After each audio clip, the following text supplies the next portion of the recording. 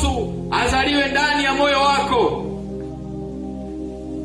Huyu Yesu akizaliwa ndani ya moyo wako, ataleta mabadiliko mazuri katikati ya ndoa yako, katikati ya familia yako, katikati ya maisha yako. Maana hofu, woga, vitisho vitakuwa vimekoma. Halo, tumruhusu azaliwe kwa upya ndani ya maisha yetu.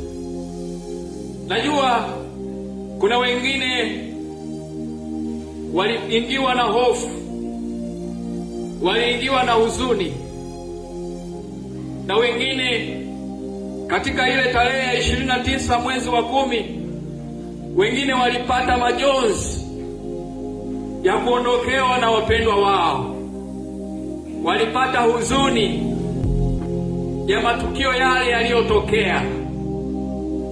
Ndugu zangu, Yesu Kristo ambaye amezaliwa leo amekuja kufuta hiyo huzuni iliyopo ndani ya moyo wako. Amekuja kufuta huo msiba uliopo ndani ya maisha yako. Lakini pia tumwambie aseme na nchi yetu, tumwambie aseme na viongozi wetu.